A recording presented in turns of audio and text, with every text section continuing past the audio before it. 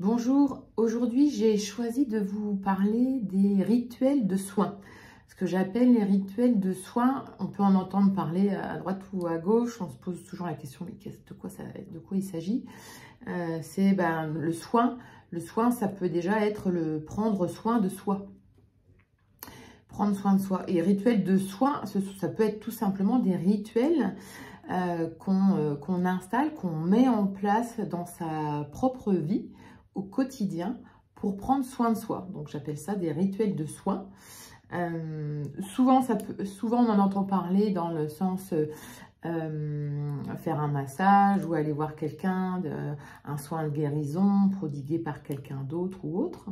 Mais en tout cas, tout simplement, moi, aujourd'hui, je peux dire, je m'applique des rituels de soins, comme je m'applique une crème le matin et le soir, le prendre soin de soi, en fait, voilà. Et les rituels de soins, en fait, je voulais témoigner et partager le fait que ce soit ça peut être assez difficile à mettre en place, difficile dans le sens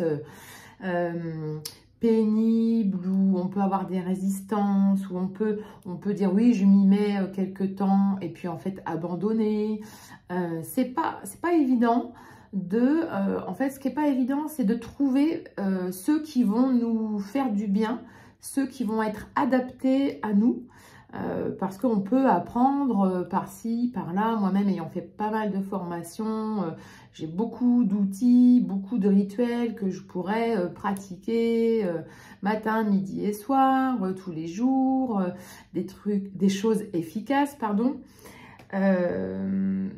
Et en fait, je pense que déjà, il y a plusieurs choses. Il faut un déclic éventuellement. C'est pas parce qu'on le décide, c'est comme l'arrêt du tabac, c'est pas parce qu'on le décide qu'on y parvient. Il y a tout aussi une mise en condition, un contexte, des prises de conscience et une compréhension du mental aussi qui va y croire et qui va être convaincu que là, vraiment, c'est important, c'est indispensable et c'est efficace. Donc, il faut expérimenter, tester, peut-être aussi un processus d'essai-erreur, d'échec, d'abandonner et puis de s'y remettre, d'ajuster et puis, pourquoi pas, de créer, d'aménager pour soi ses propres rituels. Voilà.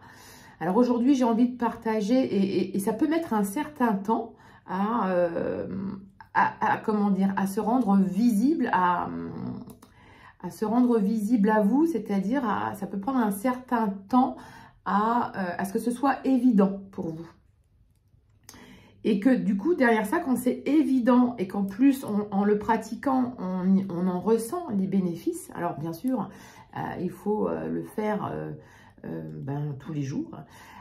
Mais ça va renforcer la motivation et le fait que instinctivement, de manière naturelle et spontanée, on va mettre ça en place de manière automatique dans sa vie. Donc après beaucoup d'essais-erreurs, aujourd'hui, je me suis aperçue aussi, par exemple, que c'était difficile pour moi de pratiquer quelconque rituel ou exercice pour activer des bonnes énergies, activer le bien-être, sans être passé par un rituel préalable qui est celui de purger. J'ai entendu quand quelqu'un en parlait aussi récemment, ça m'a confirmé dans ce besoin et cette nécessité.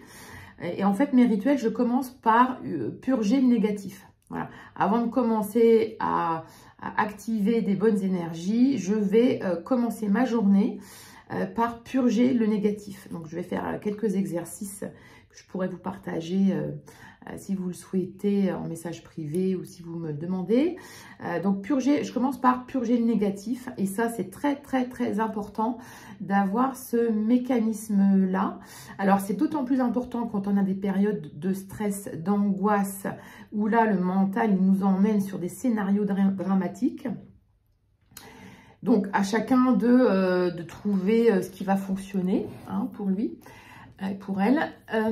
Donc, en fait, moi, voilà, je me suis aperçue que clairement, si je ne fais pas ça, c'est pour mon hygiène de vie mentale et émotionnelle, et même au niveau du corps. Ensuite, ça va en plus colorer toute ma journée. Donc, je me prends un moment dans le matin, assez rapidement après le réveil, pour purger le négatif. Alors, ça passe beaucoup par de l'écriture, d'ailleurs. Je prends un temps et je purge. Je vais au bout de mes scénarios dramatiques, de poser mes angoisses, parce qu'une fois qu'elles sont posées, écrites, je peux m'en détacher et ensuite je vais pouvoir avancer dans mes rituels et puis aussi avoir une journée qui sera colorée. Je m'en serai libérée. Voilà. Après purger le négatif, c'est remercier. Une fois que je me suis bien libérée de toutes les toxines mentales et émotionnelles, je me suis défoulée, voilà.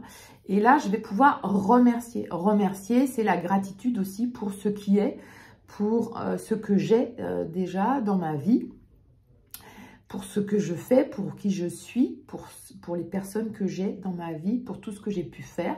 Remercier aussi mon parcours, mon passé, pouvoir me réconcilier avec mon passé si besoin. Donc ça, c'est le deuxième point de mes rituels de soins. Et ensuite, une fois que j'ai fait ça, je peux faire des exercices pour activer la joie, l'enthousiasme dans toutes mes cellules, activer le bien-être. Voilà. Pour moi, il ne faut pas aller beaucoup plus loin, pas complexifier, il ne faut pas que ça dure trop longtemps. Mais chaque matin, ce sont déjà les rituels du matin. Il peut y en avoir d'autres le soir, j'y reviendrai. Mais déjà, purger le négatif, remercier. Et ça, déjà, ces deux premiers-là, si on les fait correctement, on passe déjà d'autres journées, notamment en période de crise, entre guillemets. On traverse les crises beaucoup plus rapidement et on peut s'en détacher. Hein. La crise, la situation n'est pas nous-mêmes, on ne peut pas confondre.